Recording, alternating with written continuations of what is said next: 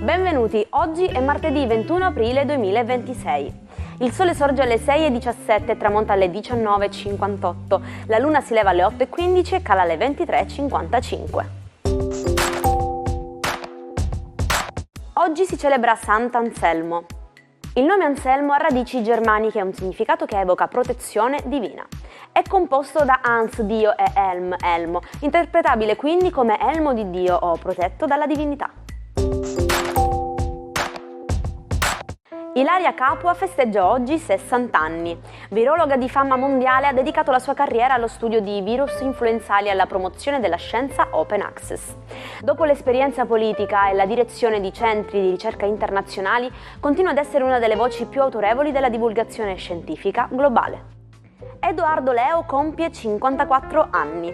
Attore e regista tra i più amati del cinema italiano contemporaneo, ha saputo unire il successo al botteghino con la qualità autoriale. Dai fasti di Perfetti sconosciuti alla regia di 18 anni dopo, fino ai recenti successi come la serie Il clandestino, Leo rappresenta perfettamente l'evoluzione della commedia e del dramma all'italiana.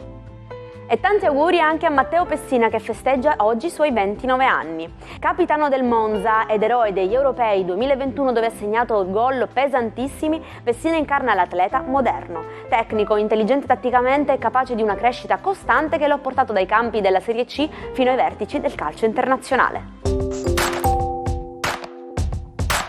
Il 21 aprile del 753 a.C., detto il Natale di Roma, Romolo avrebbe tracciato il solco della città eterna. Questa data, calcolata secoli dopo tramite studi archeologici e storici, segna l'inizio del calendario romano. Da quel piccolo colle sul Tevere è iniziata la storia di una civiltà che ha plasmato il mondo occidentale. Se ti cade una vite o uno spillo o un orecchino in un posto difficile da raggiungere, utilizza l'aspirapolvere ed una calza di nylon.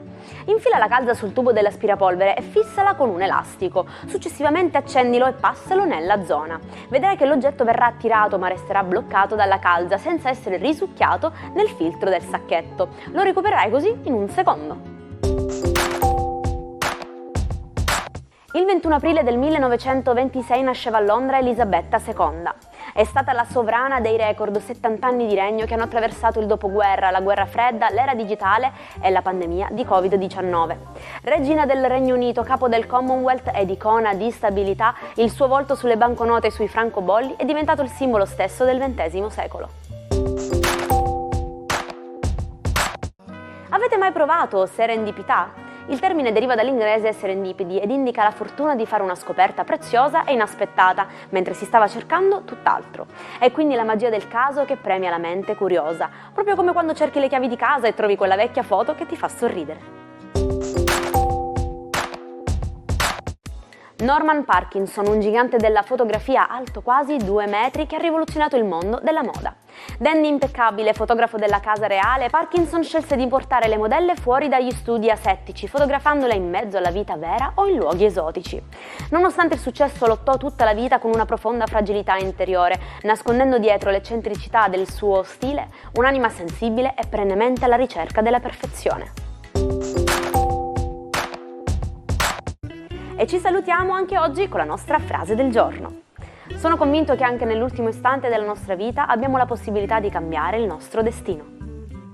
Con questa sferzata di speranza del re canatese vi auguro di affrontare questo martedì con la voglia di scoprire qualcosa di nuovo. Io vi aspetto domani sempre qui con l'Almanacco e vi auguro una buona giornata. A presto dalla vostra Jaire!